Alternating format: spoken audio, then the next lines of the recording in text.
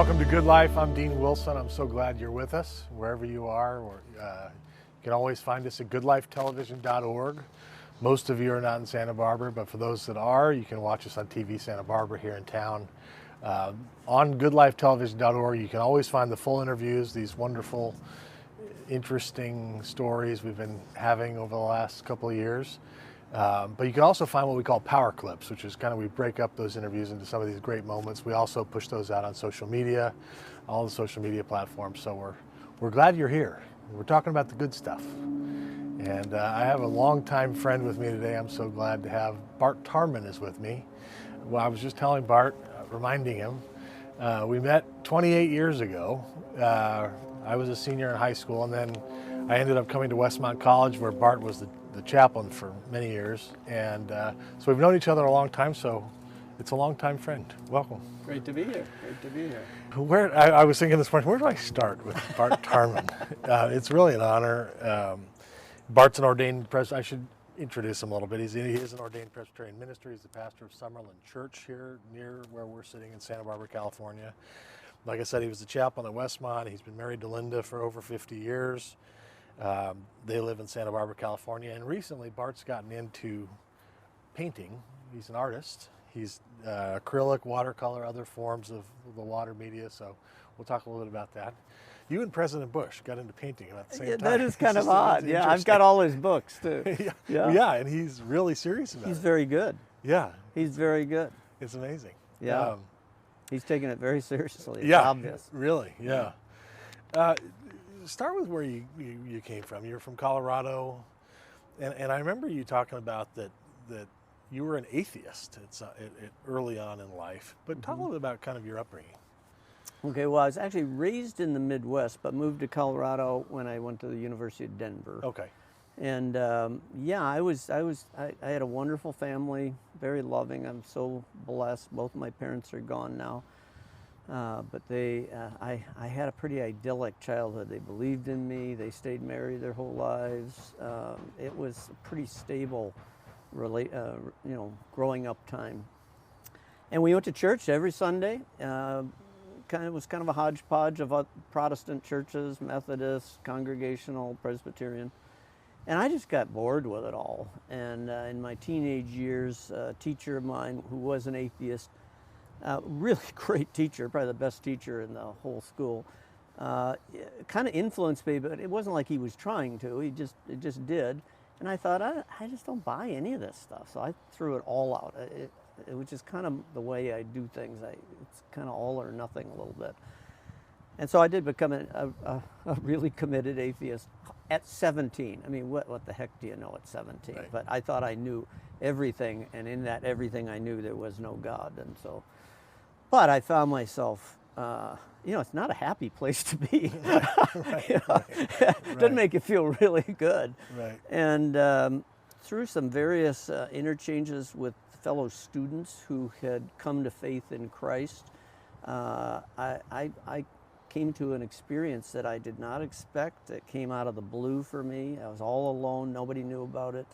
I wasn't at some big meeting or a come to Jesus kind of thing. I was in my home alone, and I decided to pick up the Bible.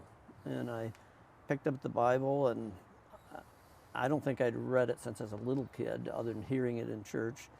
And you know how in the back of some Bibles it goes, if you're sad, look up page 12 or something. Right. Well, I looked up something. I have no idea what it was.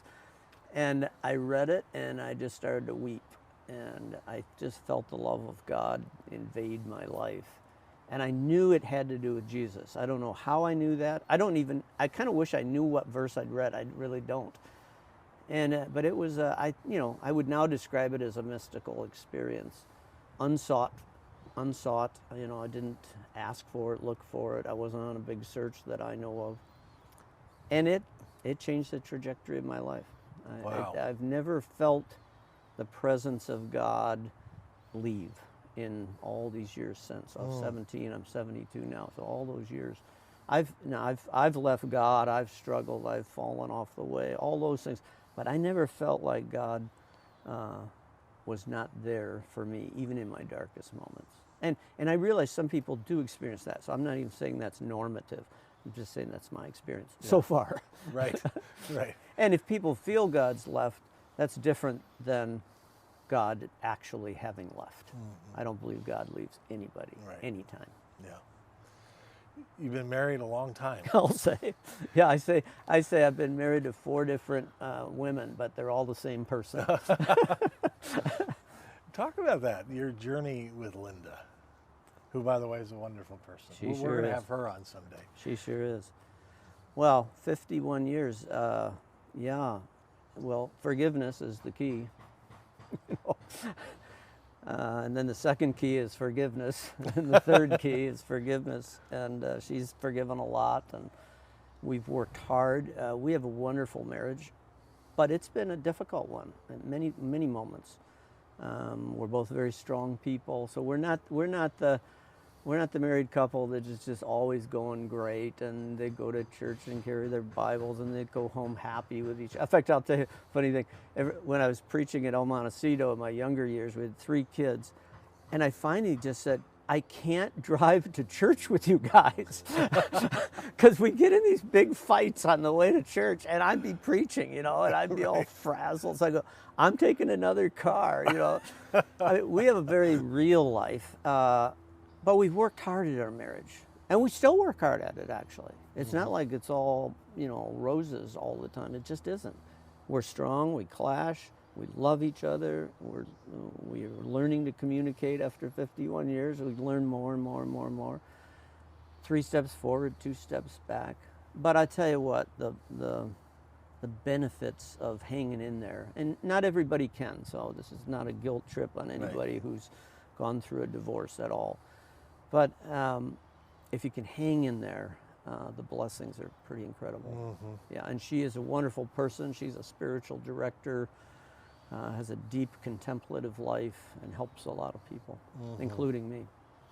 And do you still feel like you're getting to know her? Oh, totally. At 51 years. Yeah. I can't remember who said this. It was some famous author that said something like, he loved her so much but he understood her so little. I mean, I think that's true with anybody. If you get to know them in their depths, God created us. So that means there's depth inside every human being, and we're all on a journey. So I wasn't only joking when I said I've been married to 4 different women, the same person. She's been married to 4 or 5 different men. It's all been me, thank heavens. But I've changed. I've grown, and frankly, I feel like I'm growing more now than ever, changing, expanding, learning, being embarrassed by my own flaws and character traits that still need a lot of work. Yeah. It's, being known is such a powerful thing. Totally. And after 51 years, we're at 24. We're not even halfway home. That's great. Way to go. Thank you. Yeah. And it's an interesting freedom that comes with being known. Yep. I mean, I think in that sense, it's almost a little glimpse of the God relationship. Absolutely. Where if you have a human being where you're fully known and fully loved, you're tasting a little bit of heaven, aren't you? Absolutely. And that's actually what every human being on the earth is supposed to be doing for every other human being. We're supposed to be knowing and loving. Because you can't grow unless you have a safe environment to grow. And the only true safe environment is what you just said, when somebody knows you and accepts you. Yeah. Accepts you. That doesn't mean they like everything about you. Okay. Right. But they accept you, and there's time to work on some stuff. That's so beautiful. Where I think the concept of journey is the thing that's hit me the most in the last decade. That every human being is on a journey, and if you knew everything about them, their journey would make sense. Some of the craziness you see and some of the joy that you see, it would all make sense if you understood. And they don't even understand it. We're trying to figure out our own journey. And the saddest thing in the world would be a person who gets to the end of their life on earth and never really showed up in their own journey. They were always trying to be somebody else, or live up to some unmet expectation from their childhood. What would it be like to get to the end of your life and realize you never showed up in it? Right. Right. And we help each other show up in our own journey with love and acceptance. That doesn't mean acquiescence, because we're meant to speak the truth in love to each other also. We have a special needs child, a brain injured child, and so we've been going to this institute, about this for now 17 years.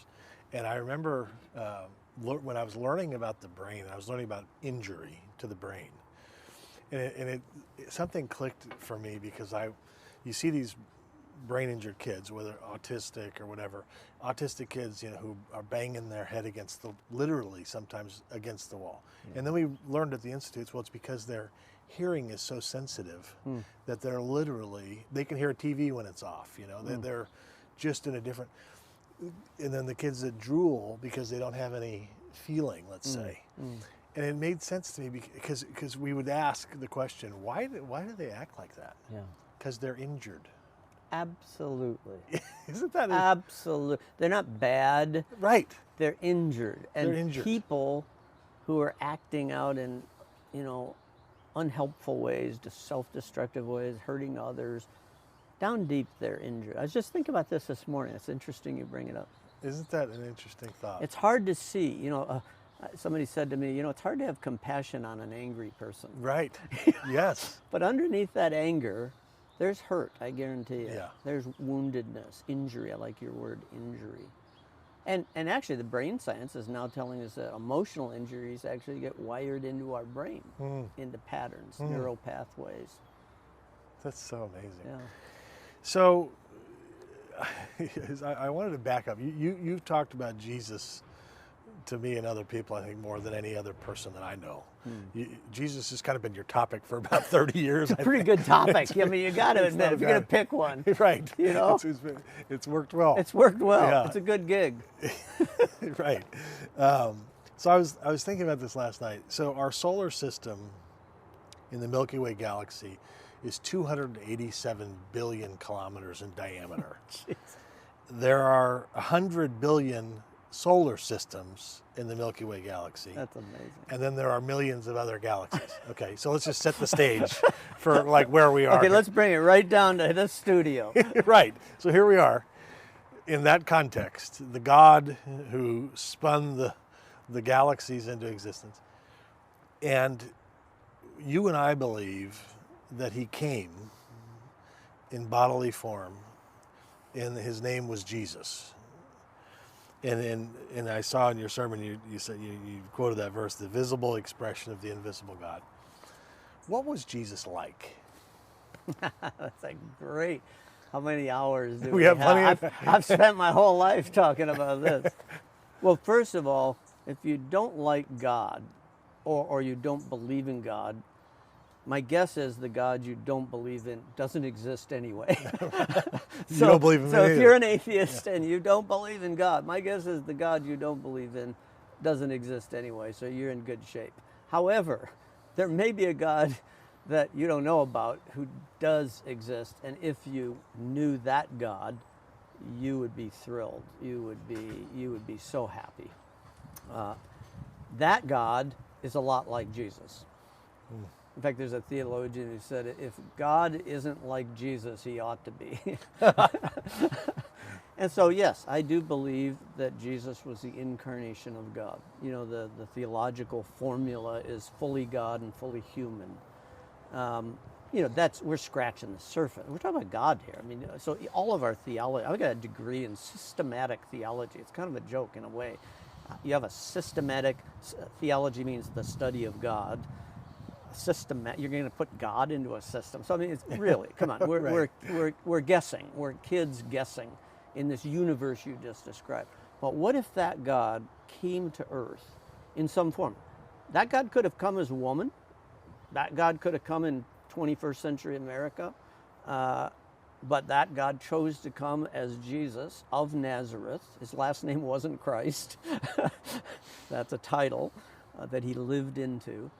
And so, at least if you want to take a look at it, you would say, if I look at the person of Jesus, and there's 4 historic books that are universally accepted. There are others that are less universally accepted, but there's 4, Matthew, Mark, Luke, and John. They tell the story of Jesus.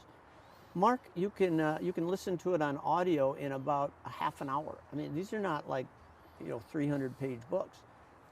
I would encourage anybody, just listen to the story of Jesus. Give it just enough credibility that somebody wrote this down who either knew him or knew somebody who knew him, and give it enough credibility to listen to it and say, do I like this guy? I mean, it's something that basic. I mean, if he walked in, would this be the kind of person I would enjoy being with? And the first thing you'll notice about the life of Jesus is religious people didn't like him that much. And the folks that had been booted out by religion flocked to him. Now, why is that? He was not, right now we have a portion of the Christian population that are very judgmental, mean-spirited, exclusivistic. I'm just telling you, they're not Christ-like. Because Jesus was not exclusive. He got in trouble for being way too inclusive. He invited everybody in. He told parables where they basically were, I want everybody at this banquet. Go get some more. Right. I want it full. The people who were excluded by the religious system of their day, or by a portion of that religious system, I should say, they found in Jesus a person of joy. And just the other day, I was reading a scholarly work on the life of Jesus, and this scholar said, one of the greatest characteristics of Jesus, I'd never thought of this, but it's true. She said, her name is Beatrice Bruteau, she said, is that he was relaxed. He was relaxed. So I've gone back through some of the pages going, is he really relaxed? It's pretty right on. You don't ever see Jesus like jogging to the next miracle. Hurry up, we got to get this in, He just kind of living his life. He didn't have front men. He didn't have a big program. He didn't have brochures. He lived his life in such a way that love flowed out everywhere. It was just, you'd get near Jesus and love would drench you. And you'd want more, or it'd be too threatening and you'd run away. And he was a very threatening person in the sense of he threatened the status quo. He threatened the religious police of his day. They didn't like him that much. Well, they along with the political power, which was the Romans, put him to death because he was a threat. Love is always a threat to the status quo, actually. So people who want to be all about social justice, follow Jesus. He was social justice in action every step of the way. People who want to be about a more interior contemplative life, follow Jesus. He was a contemplative. He was a mystic. People who want to be prophetic in their culture, follow Jesus. He was literally a prophet. I mean, a literal prophet. I believe he was more than all those things. But start with him anywhere. It doesn't really matter. Start with him as a good man. Yeah. But just learn about him. I think I became mesmerized. And, at least in my view and my experience, is he's more than a historical figure. His spirit, we call it the Holy Spirit, is still around. And you better watch out if you're an atheist, because like my friends in the African American church don't call it the Holy Spirit, they call it the Holy Ghost. Ghosts are kind of scary, and they'll jump out of a bush right here, and when you're not least thinking of it. Well, I believe the spirit of the animated Jesus, this Holy Ghost, this Holy Spirit, is alive and well. It's, I think, what I experienced when I was 17. And it can change the trajectory of a life, but that doesn't mean you all of a sudden become a saint or something. Right. Even Jesus grew. Jesus grew. People don't know that, especially religious people. They think he was just kind of in saran wrap, Right. Right. And it says he grew in wisdom, in knowledge, in favor with the people. Yeah, he grew. I think he grew in his own self-understanding as well.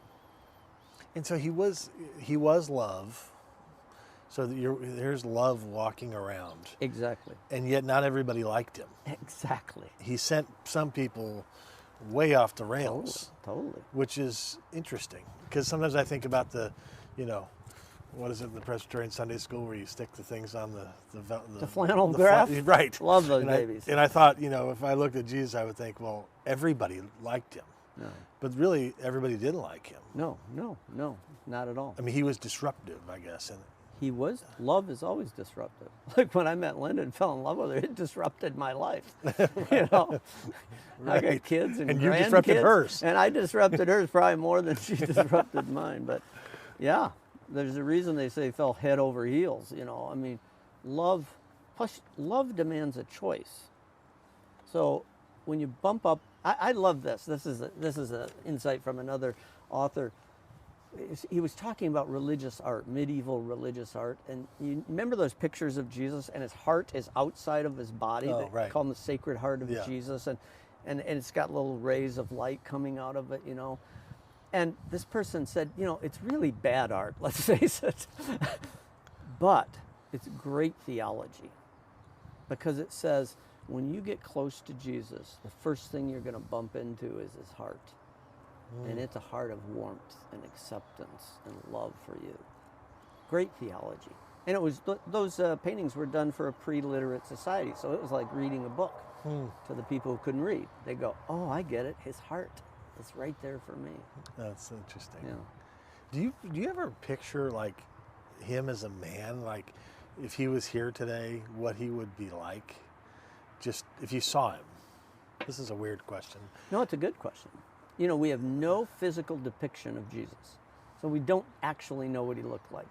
So most of the pictures we have are like, he looks like he's a European. You Right, know? right. Well, he was Middle Eastern, so he's probably darker skin. He was probably short, which makes me feel good because I'm short. You know, he would have had, you know, like a Middle Easterner.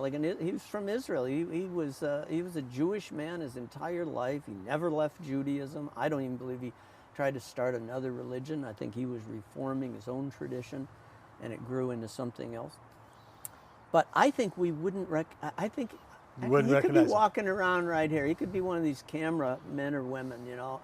I don't think there was anything in his physical appearance that drew people. I think the very fact that we have no description of him is kind of interesting. is I mean, interesting. antiquity didn't tend to do that, but yeah, I think it could be an ordinary person. Yeah. And in fact, I think Jesus manifests himself through every ordinary person, Yeah. Yeah. whether they know it or not, actually. I wish he was a redhead. He might have been, you know. I kind of doubt it. It could be. That's interesting. And he spoke. When I think about him, if he was here, he was a person who's gentle, but he spoke with authority. Totally. But that's Absolutely. really interesting about the relaxed thing, because you think about it, he must have been pretty comfortable in his own skin. He never apologized for anything. That's another odd thing. You think, hey, he's the Son of God, he ought to be humble. Well, if you're the Son of God, being humble means being truthful. So he lived his life in a way that there was no need to apologize. Here's another thing. He did not hate himself.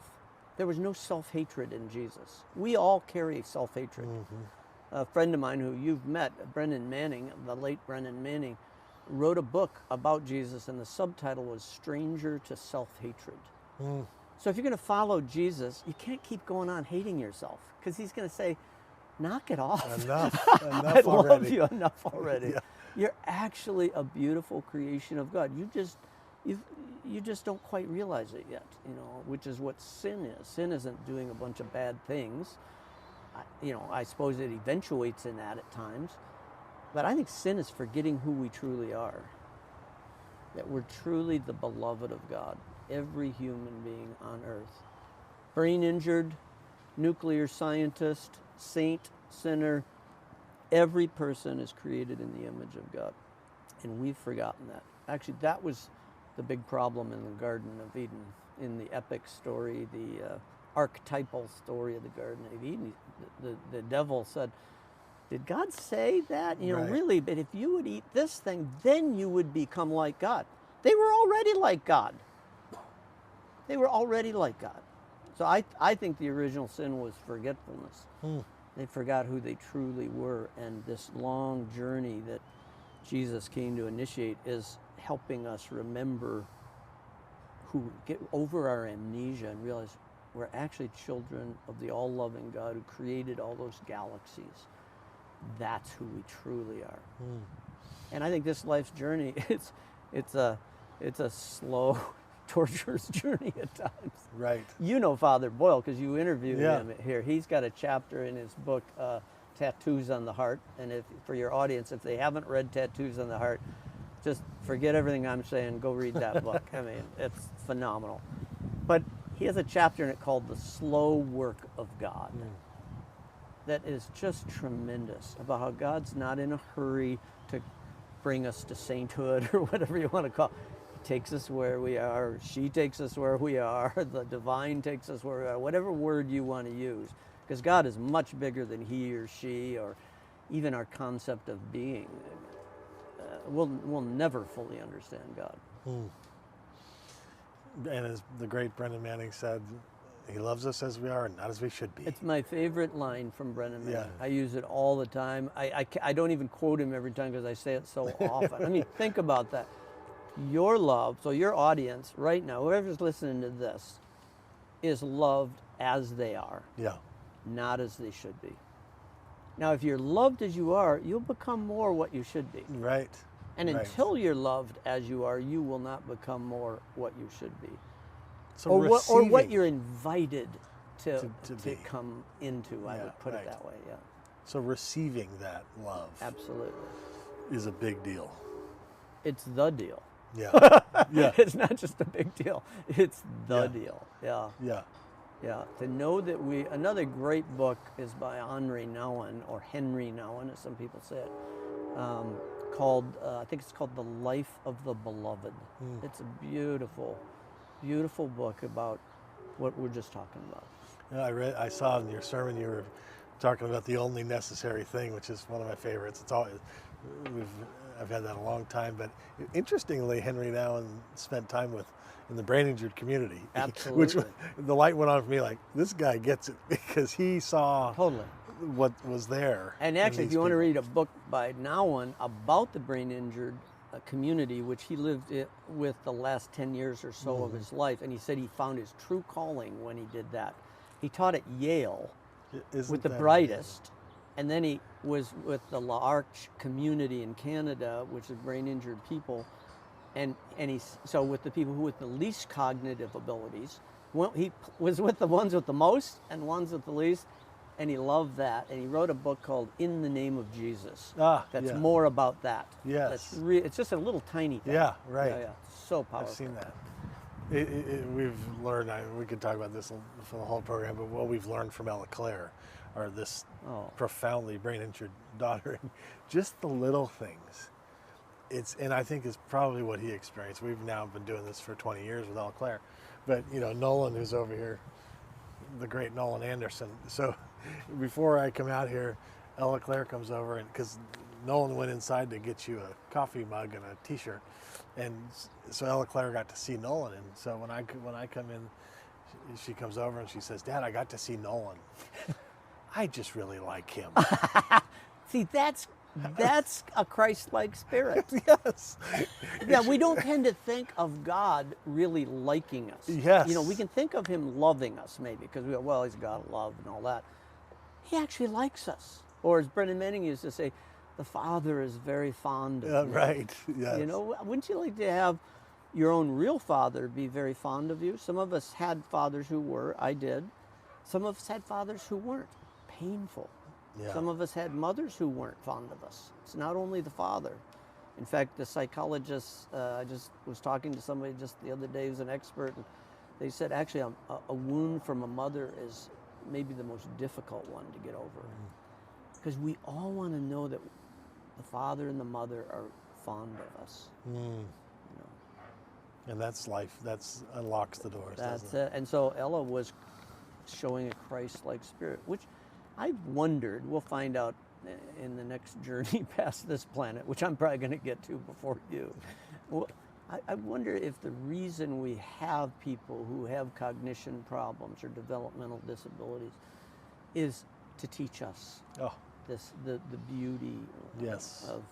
I would argue yes. Yes. As a Okay. father of one for. Well, and you would know. Well, you have the right to argue for it. I've not experienced that like that, but every parent I've talked to who's had a child with this kind of struggle, who grows into an adult sometimes, like Kenny Hansen was brain injured, and Um, he he was Down syndrome and lived to be about, I think, almost 60.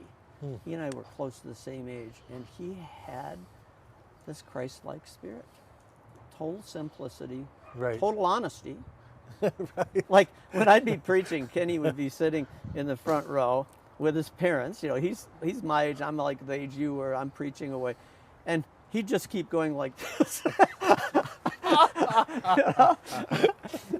Wrap it up. Yeah, right. Right. And he'd No, run so- up after I finished my sermon. Every time he'd run up, fully grown man, and he'd call my name out in a loud voice, Bart, Bart. And he'd run up and he'd wrap his arms around me, put his head up against, and and he'd hold me like too long, for Right. kind of the courtesies of our culture, Right. And then he'd stop and he'd point again to his watch. And it was partly that he loved his watch. Right. There is a simplicity. I think oftentimes there's a purity that I've seen and with Ella Claire, the main thing is the main thing. Like when she wakes up in the morning, she says it every day. When I saw her this morning, I walked by, hola, and she prefers Spanish. She'd like the whole world to speak Spanish. Awesome. But I say hola, and she says, Dad, I'm just so glad we get to be together. Gosh. That's what she's excited about for the day. I'm running around trying to figure out what my day, and she's just like, I'm just so glad we get to be together. And I'm like, and she's been saying that for Every day. years and years and years. That's a message from beyond. Right, it's almost like God's going to have her say that till I get it. Like maybe, I don't know how long, but it's going to be a long time. But it's amazing and certain things like that she'll say. So anyway, I don't know how we got on special needs, brain injured, but it's beautiful. It's a beautiful thing. Right. One of the things that I've learned doing this, and we're talking with some amazing people in all walks of life, and you're number 137. Awesome. Awesome. And they have been, it's been an amazing thing. But one of the things we've been focused on is what we dwell on. We call it the good life, or good life, not because it's this glossy, nice cars, not that good life, but real good life. And goodness, the goodness of God is something that I've been thinking a lot about, that he's good.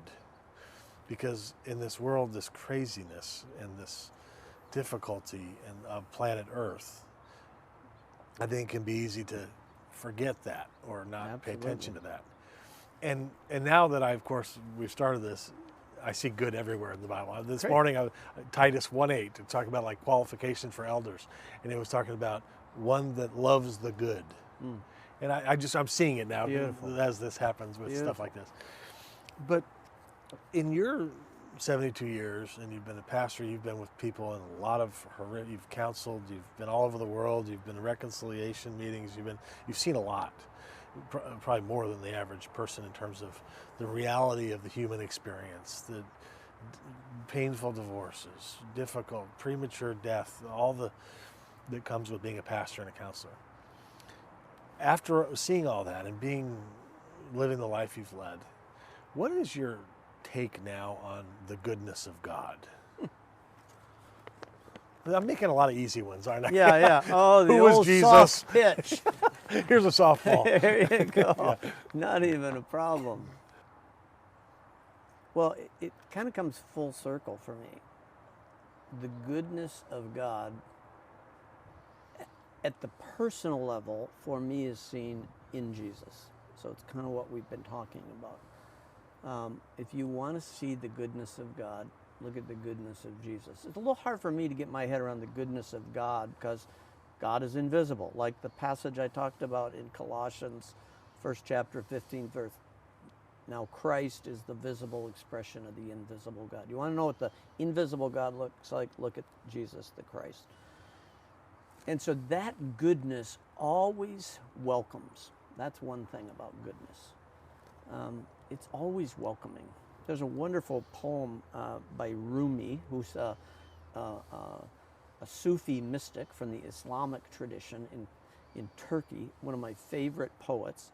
two Sufis are my favorite poets, Hafiz from Persia or Iran, and Rumi. And there's a poem, I can't quote it, but by him called The Guest House. And he says basically this, every human being is like a guest house, and every morning some new guests arrive. And some of them, you kind of almost wish they hadn't come, you know. But he says, welcome them all in laughing. Even if they come in and sweep away all your furniture in a violent storm, welcome them, because they may be clearing you out for a new delight. So sometimes people say, I can't believe in God because my daughter has cancer. And you said, as a pastor, I'm in these situations. I'm in them a lot. I have been in them a lot. And they say, well, I can't believe in a God that allows this sort of thing, or like a brain injury. And number one, none of us get that fully, so I'm not pretending to get it. But maybe one little piece of the goodness of God is when something comes into our lives that seems to disrupt them, turn them upside down, inside out. It may be that this divine presence is clearing some stuff out of your life for a new delight. The theologian Thomas Merton, mystic and theologian, called it the true self. So his theory was, Dean, you have a false self and a true self. And the true self is yourself in Christ, yourself in God, yourself in love. But there's this other kind of poser one that we all have. I'm not picking on you. We all create a self that's, as one author puts it, a paste-up job. And it's a paste-up from the pain of our past, some of our ingrown personality traits, our culture, our religion, the neighborhood we grew up in. That self has got to fade away. And sometimes it takes pain, even tragedy, to clear the house out, to clear myself out. I just got a letter today from a person who went through a horrendous 5 years, and he's now out the other side of it, and he's in touch with his true self. And it's really quite beautiful, and I've been walking with him for 5 years through this difficult time, and I feel like there's a breakthrough finally. But it took a lot of clearing. Now that doesn't answer the problem of evil. I don't have the answer, but I just believe there's a good God behind everything. I do think nature shows us some of that. Now, nature can also be pretty rough character too, but you know, I'm an artist and I paint landscapes, and I mean, you just can't. It's unbelievable. Like people say, "Oh, look at that tree; it's green." Take another look. Those leaves are like 20 different shades of green, green, yellow, orange, a little violet in them, some cadmium orange, you know. Take another look. And that's not even looking at them under a microscope or something cool like that. So you've really learned this in some of your art. Yeah. That's amazing. It makes you more observant. Art makes you more observant. I bet. You don't have to be an artist, but I'd say go enjoy art. I mean, I'm late to the party, and it's wonderful. Yeah, with the Ella Claire experience in our life, just that's true what you just said about the clearing. You know, I had somebody tell me early on, you know, in about 10 years you might be able to make some sense out of this, and that really happened for us. It took a long time, but and then I started to realize who it was that needed the healing. You know, we were over there praying for healing all day long. Brain. It was your heart. It turns out, turns out she wasn't the one in the need of healing. That's that made my day. That is a great insight. And I see that in people. My good friend in Phoenix, Rick, they had a brain injured child who finally passed away, sadly, at about age 38. And he was the same age as my son and had the same name, Jason. And I watched his parents grieve his death. Tragic. I mean, it was horrible for them for years. And these are people with deep faith and maybe some of the most well-balanced people psychologically I've ever met. And yet from the outside you think, yeah, but now there's a little bit of relief, isn't there? No, because their son Jason was the Christ figure in their life. He was healing them, like you just said so beautifully. And for those of us who haven't had that experience, it's hard to imagine. Yeah. We see the struggle and the difficulties, which are true too. Right. But we don't see as much, at least, the other things. So that's a great insight. now you know who needed the heal. You're over praying for her. And God is up there going, you're missing the point. Yeah. Right. And these things take a long time. You know, that's the other thing Slow work of God. The slow work of God, that's interesting. The slow work of God. He is not in a hurry. I met a guy at a Salvation Army retreat. And for a number of years, I did a lot with the 12-step community and healing, alcoholics and stuff like this. And I loved speaking at Salvation Army because there was every race. They happened to be all men in the situations I was in, but they were coming out of recovery centers. And then some were just coming out of their churches. They were just folks who were running businesses and things. And you got these tattooed guys coming out of prison and everything else. And this one Salvation Army officer was sitting next to me, and he was huge, African-American man. And I'm small, I don't know if you can tell on the screen here, but so this guy's shoulders are literally up here. And he had on his uniform, so he was one of the people in charge. And I'll call him George, and I said, well, George, tell me your story. The story was horrendous, every crime known to humankind, and in and out of prisons, and 9 different prisons. And then he had this mystical experience that changed his life. Now he's helping people. And I'm sitting there, this guy's huge. and I'm like this little white middle-class guy who's never been to prison. And I said, George, I'm a little afraid to ask you this question, but he says, no, ask me anything. I said, why 9 prisons? Why did it take 9? Why not 4? Right. And he started laughing, and he said, I've been wondering that same thing for years. He says, and then he got calm, and he just said, thoughtful, reflective, and he said, I guess in my case, it just took 9. Mm-hmm. That was a beautiful statement. Yeah. God is not in a hurry. God is not in a hurry. You can fight God all the way if you want to, and we all do at times. Yeah. And some fight him right up to death. Some maybe even through death. Mm-hmm. But God is always patient, kind. That doesn't mean that he won't bring things into your life to get you to think. Yeah. He will. True. And those 12-step AA meetings, I think, can be the closest thing to church that there is. Oh, not even, there's no comparison. It's unbelievable. No, because churches, sadly, I run one, but churches, sadly, are a dangerous place to hear a safe message often. Right. It's kind of dangerous to be who you really are. People judge you, and the message is pretty milquetoast. But at Salvation Army or in a 12-step deal, it's just the opposite. It's a safe place to hear a dangerous message. Yeah, right. The dangerous message is you're loved by God. You can change. You can totally change. Right. You're his beloved. Right. But it's safe to say, yeah, but I just went out and got blitzed last night. Right. Nobody goes, oh my gosh, you did? No. How dare you? How dare you? Right. No. Right. In fact, here's a funny story I heard from Jim Finley. He was a psychologist, and he was training, and he was working with 12-step groups in his training. He later became a very famous trauma therapist and now contemplative teacher. But he said he went to this first AA meeting just to observe, and there's like 20 people around, and a new guy comes in, and they'll go, okay, George, tell us what you love the most. And the guy says, well, my wife. And all 20 people said, bullshit! And the guy was kind of shaken up, like, Right. and they said, what do you love the most? And he said, God. They all went, bullshit!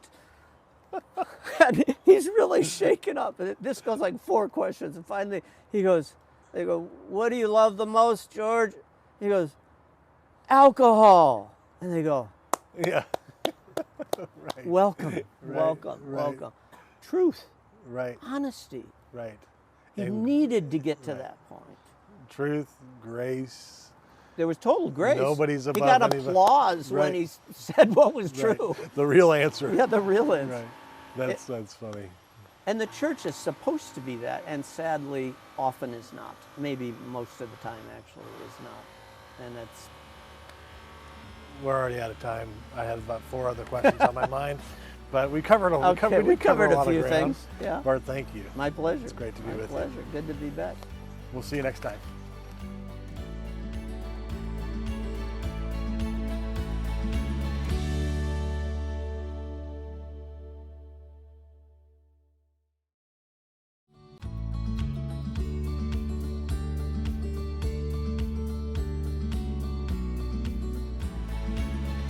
Welcome to Good Life. I'm Dean Wilson. I'm so glad you've joined us.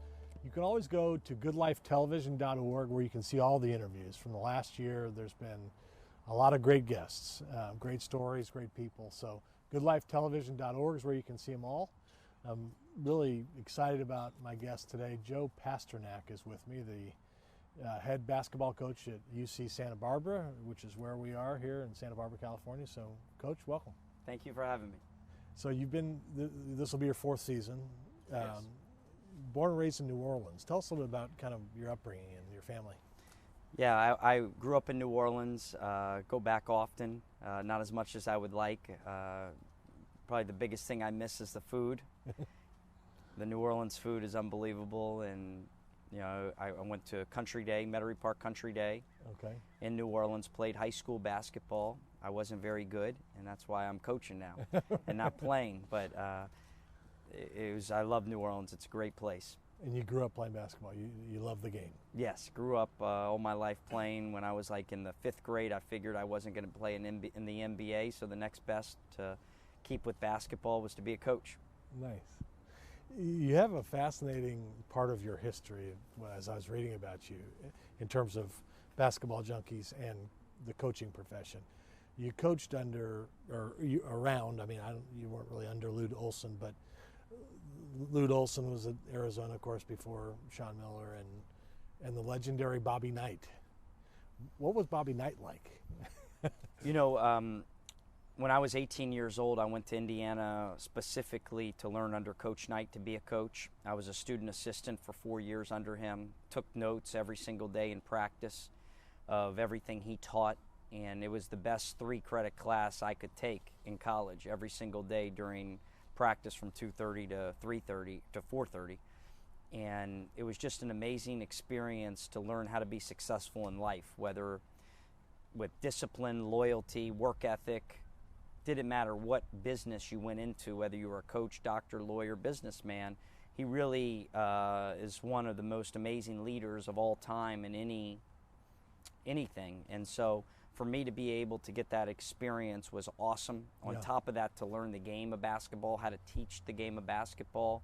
To this day, 20 years later, I still do Bobby Knight's teaching of motion offense and our defense and how to teach the game part whole, philosophy. And so it was an amazing learning experience for me.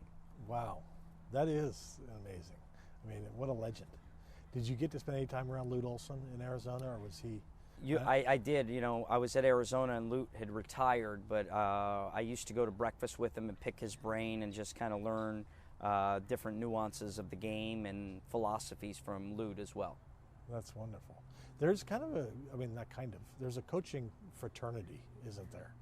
I mean, is it kind of a network in the country in terms of coaches that develop friendships over the course of time? Yeah, no question. You know, a lot of coaches really, especially over COVID, the past 6 months when you couldn't be with your team, a lot of Zoom calls with different coaches and just kind of picking brains of different coaches and learning different ideas and techniques and philosophies, and that's a big deal in the coaching fraternity. Right.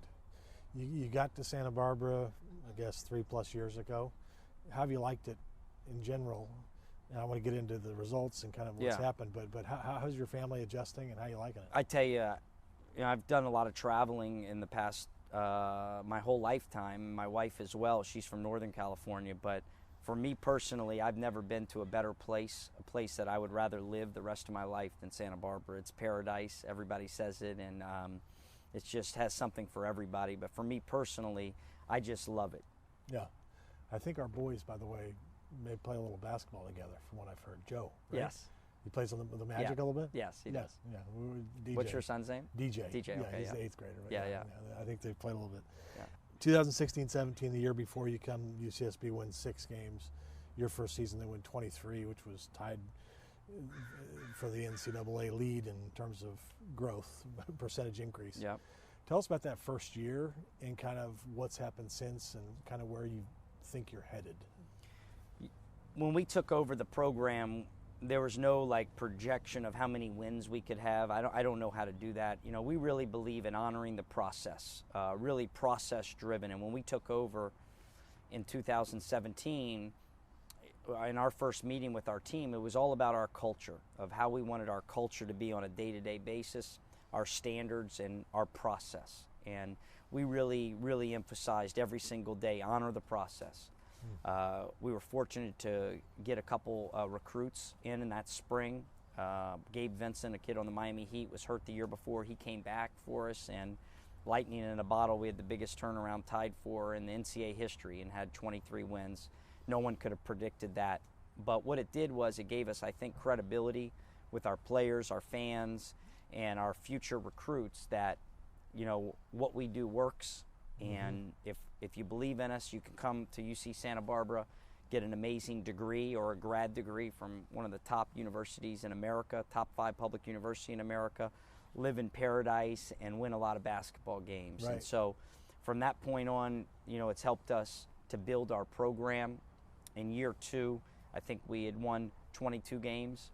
And unfortunately, in the conference semifinals, our point guard went down, DeVeryl Ramsey, so it was a tough break for us for that game, and we lost that game, so we didn't make it to the championship of the Big West tournament. And then this past year, you know, we were really on a great pace, and then we had won 21 games and then got to the conference tournament and was canceled because of COVID. But we won three straight years of 20-plus wins. It's the most wins in a 3-year span in the history of the school. Wow. And so we're really proud of that, but we're not satisfied. You know, we came here to win championships, go to the NCAA tournament and advance. We have a great team this year. The past 6 months has been very odd, different than any 6 months in a college basketball career, probably, Right. where we haven't been able to be with our players. Everything's been on Zoom. This past Monday was the first time we've been allowed in the Thunderdome. We've been practicing on a tennis court with Dick's Sporting Goods baskets, believe it or not. So, you know, it's going to be a strange year. And, you know, with our players, we have 3 rules. Lead yourself, protect the team, and no excuses. We can't control whether we're on the tennis courts for the past 5 weeks or whether we're in the Thunderdome or if games get canceled. It's going to be a very strange year. There's a rule: if one player or coach in your organization gets COVID, the team is shut down for 14 days. So that's all over college basketball. So there are going to be a lot of canceled games and a lot of strange things. But the teams that are going to be the most successful this year will be the teams that make no excuses and are able to be flexible and deal with all the different curveballs thrown at them. Mm-hmm. And so we're really excited about our year. We have 5 seniors. We have a transfer from Oregon named Miles Norris, who transferred from Oregon. I recruited him to Arizona. We have a lot of returning players that are really great players, great people. The thing we're most proud of is this last year, for the entire year, our team had a 3.0 GPA at Really? UC Santa Barbara, which is unheard of in college basketball, much less at a place as prestigious academically as Santa Barbara. Yeah. So they're doing great on the court and off the court, and really looking forward to this year. Today actually is our first official team practice. Oh, really? And our first game is November 27th. At home. At home. Great. And do you well, I guess we'll see if there'll be fans allowed or not. Yeah. You know, I think that's to be determined about fans in the stands. But either way, Jerry Pym and Jerry Fall have the video live of our games on TV. Right. I was going to ask you about culture. I think maybe you just answered it with those three kind of mantras. But what is most important to you about the culture? I mean, I guess maybe it's those three statements. Yeah. Expand on that. For us, those are our three rules. Lead yourself, protect the team, no excuses. And we use that in, lead yourself is about whatever you do on a day-to-day basis. You got to go to class, you got to be on time, you got to go to your study halls, you have to stay away from COVID parties. Don't have parties with yourself. You got to wear a mask. That's leading yourself, because in these times it's so crazy. All these teams are getting shut down right now, and we're getting tested 2 and 3 times a week. These guys have to be very, very careful of how they act and what they do. They're not just a normal college student that can go to parties and everything else, because we say all the time, what you do to everybody on our team. And so that's really important. That's, really important this year. I grew up watching those 9 o'clock ESPN, UCSB, UNLV. Do you remember those days? Yeah, absolutely. Big Monday. The Running Rebels and the Thunderdome was rocking. Yeah. I mean, it'd be fun to see, that kind of spirit. There's great spirit out there, but those were certainly great years no question. Of UCSB basketball. And maybe you answered this as well, but kind of my last question was, what is your hope for your student athletes when they leave the program? What is, if you could draw it up in terms of who they are, what they experienced, what they take away? Yeah. We have a mission statement, and it's really a vision. And the first part of it is very simple, is honor the process. Being part of our culture at UCSB basketball is going to help you be successful in life. Number 2 is that you graduate and you get a degree using our academic resources. Number 3 is that we develop you to your potential and you have an opportunity to win a championship. And then finally, 4th is that when your basketball playing career is over, that we help you with our resources that our institution has to offer, our boosters, our alumni, to get you a job in the real world where you can be successful for the rest of your life. And being under Coach Knight, that's really where I learned of helping these guys for the rest of their life. And when we recruit them, we tell them, look, this isn't a 4-year decision, a 3-year decision, 2-year decision, or a 1-year decision. Some guys come just for 1 year with grad school, grad transfers. But this is a 50-year decision choosing UC Santa Barbara. You're going to get a degree from the number 5 public university in America. You're going to be associated with very successful people in the city of Santa Barbara, in the community, that will take care of you for the rest of your life. A great example is Leland King was my first recruit. He came as a grad transfer our first year. He was a first-team All-League guy, transfer from Nevada. He averaged like 15 points, 12 rebounds a game. He went pro, and after a couple of years, last year he called me, he said, Coach, I'm ready to go into the real world. Like, remember you promised me, like, you're going to help me for the rest of my life. And so this summer, one of our boosters set him up at UBS in Los Angeles. And the number 1 producer at UBS in Los Angeles got Leland an entry-level job, and now he's working at UBS, and his career is going to take off. And it's all because he chose UC Santa Barbara. He was successful as a basketball player. He got a grad degree from here. He got to play professional, but now he has an entree into one of the best financial firms in America. That's fantastic. And so if you say, like, what's my goal in life as a coach, what is my why is to prepare these guys when I have them for the rest of their life, how to be successful, how to honor the process and be self-disciplined. And then when it's time for them to get a job, that we help them get a job. That's how the best of the best programs in America do things. Right. As you were talking, I was thinking about John Thompson. Who just passed away, as did Lute Olson. Hearing his former players talk about him was just what you just described. They call him, he calls them 20 years, 30 years after they're done. And he was like that. I mean, I feel like he was kind of embodied that. And I'm sure Bobby Knight was probably the same, Coach Knight, but the players will run through a brick wall for those coaches because of the care I think that they get well beyond basketball. That's beautiful.